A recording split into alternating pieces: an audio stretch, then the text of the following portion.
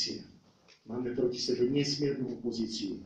Momentálne v našom štáte, ktoré z našich daní organizuje vlastne proti životnú politiku, proti mentalitu, proti životu za naše dane. Potom máme odbornú opozíciu našich gynekologov. Gynekolog mi nepošle na prirodzené metódy zdravú ženu. Tej na hormonálnu antikoncepciu. Ale pošle tú, ktorá má cukrovku, alebo tá, ktorá má chorú štítnu žľazu, pretože tej, keby dával hormóny, tak ju úplne jej zdravie zničí. Prečo nám nepošlú zdravé ženy?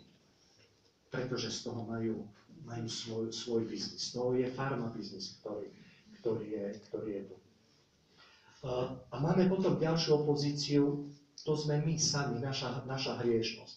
Niekedy naša nevedomosť, naša hlúposť. Poliaci hovoria, hlúposť to nie hriech. Keď si hlúpy, nehrešiš.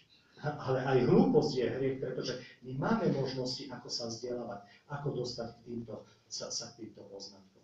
Takže ja tam vidím prostriedok. Život podľa prirodzených metód plánovania rodičovstva je ako očkovanie proti morálnym, etickým a bioetickým problémom. Pretože tu nie je len potrat. Tu je antikoncepcia, tu je sterilizácia, tu je umelé oplodnenie, tu je terapeutické klonovanie, tu je surogátne materstvo. Všetko ostatné ide ďalej. A ide preto, že my nevieme povedať dosť. Len prirodzený Boží zákon. Bude sa to diať v svete aj bez toho, že by sme my niečo urobili, alebo že by sme sa postavili správne. Ale žijeme v tomto štáte, sme zodpovední za legislatívu tohoto štátu, ale my môžeme dať hranicu. Takže veľmi pekne vám ďakujem za to, že ste prišli v takom hojnom počte. Aj pán dekan sa zľakol, keď tu vošiel. Máte svojich kňazov, obracajte sa na svojich kňazov, pýtajte sa na tieto veci. My sme k dispozícii. Máme taký diecézny spôsob členenia, ale ak príde aj z cirkvi žiadosť, ak nám pomôžu aj cirkevné inštitúcie, absolútne nie je problém. My robíme, aj cirkev robí veľa vecí, ale robí ich takticky. Neexistuje tu stratégia. Že by vlastne bol tu prijatý nejaký celý strategický plán a niekto by povedal, ideme týmto smerom. Tá stratégia nám tu chýba. Taktika robí sa veľmi veľa, ale veľmi neefektívne. A my tieto veci potrebujeme už robiť strategicky. Predloha neexistuje to, čo pre nás chirurgov, nebezpečenstvo z predĺženia. Ale my máme zodpovednosť za svoje manželstva, za svoje, my máme zodpovednosť aj za nich. Kňazi majú zodpovednosť za nás, ktorí žijeme v ich farnostiach, biskupy za diecézy. Čiže malo by tu byť aj smerovanie na nich. My oslovujeme všetkých, dávame informácie všetkým.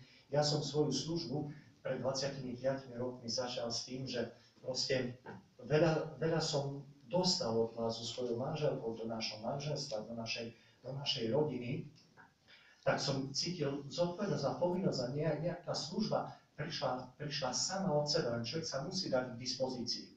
Bez tej ochoty otvorenia srdca nezareagujete na službu. Ale kresťan má sa prejaviť nielen budovaním svojej duchovnosti, ale tá duchovnosť, moja formácia kresťanská má sa prejaviť v službe. Ja nemôžem byť ako vyschnutá ratolesť, ale ako strom, ktorý prináša ovocie. A to môže každý jeden z nás a to záleží od nás.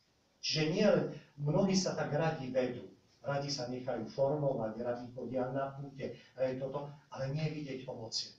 A to ovocie sa prejavuje v službe a služieb môže byť toľko, koľko je požiadaný.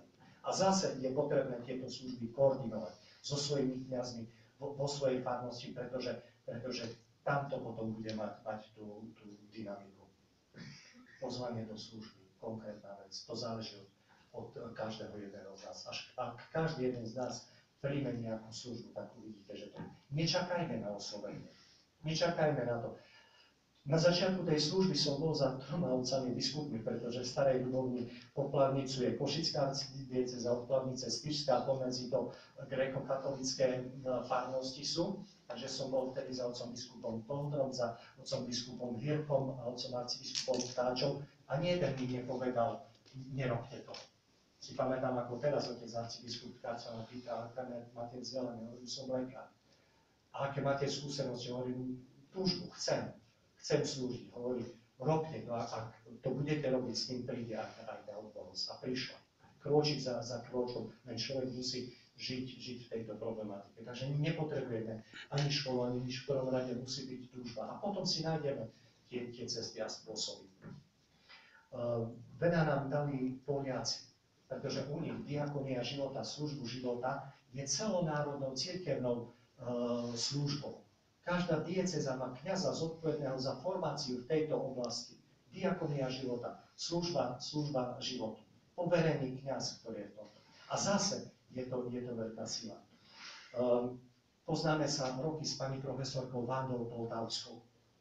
Pani profesorka Vanda Poltavská, psychiatrička, o nej sa hovorí, že bola lekárkou kardinála Wojtylu ešte keď bol kardinálom v Krakove, ale hovorila, ja nebyłem lekářem, bo Jan Pavel bol taký zdravý, že som to nepotreboval.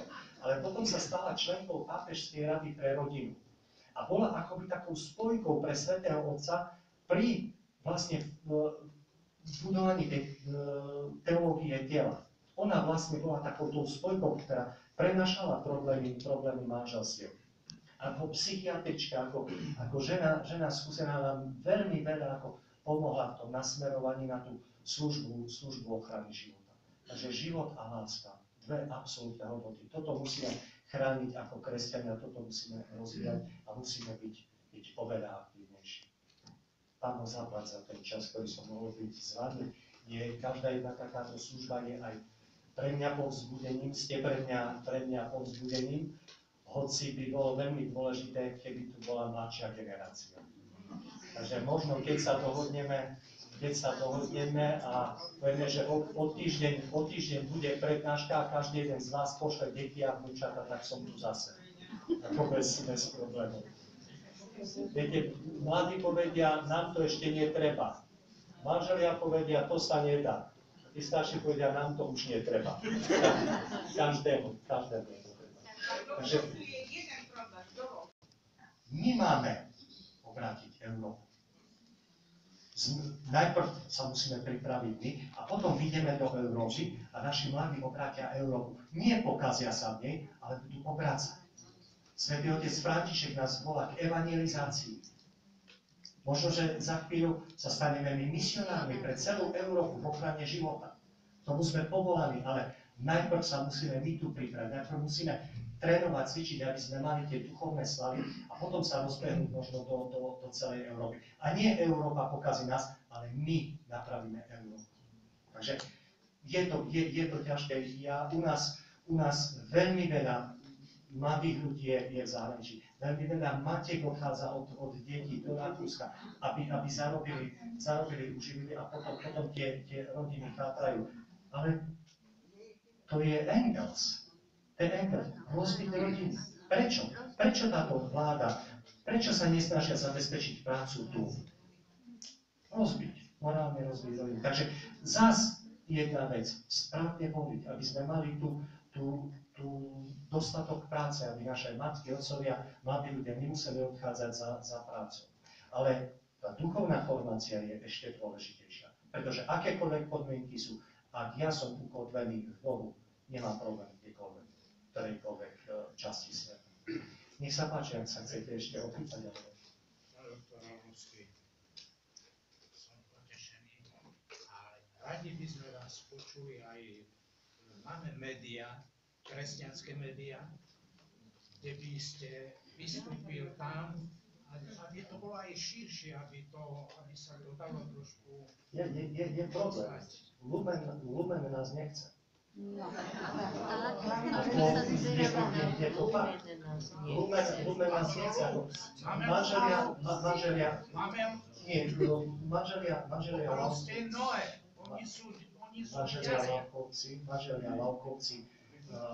Manželia Lavkovci tam boli niekoľkokrát s týmito vecami. Tiež chýba možno taký duch Boží alebo pohľad na priority. Pretože sú dôležité aktivity vo farnosti, budovanie kostolov a také, ale otec biskup Balaš, ktorý nás veľmi podporoval a veľmi nás viedol formačne aj našu službu, On bol vtedy predsedom komisie pre katechizáciu. A on nás nesmierne usmerňoval aj v INSAR programe v 97. roku. Bohužiaľ zomrel a stratili sme oporu a on po návšteve Adimina Apostolorum, kde boli naši biskupy, povedal, postavili sme 400 kostolov, ale ani jedno centrum pre rodinu. To je dôležité. Naposledy som v rádiu Lumen bol, viete kedy? Vo chvíli, keď zomrel svätý otec Jan Pavol II. Vtedy som sedel na stoličke v Lumene a mal som hovoriť o jeho encyklike Evangelium Vitae. Pretože encyklika Evangelium Vitae je pokračovaním encykliky Humanae Vitae a jej rozvinutím. Vtedy som bol, bohužiaľ, odvtedy už som sa nedostal. Budem klopať ďalej. Určite budeme vám v tom fandit a určite Boh to vyslyší. Ja som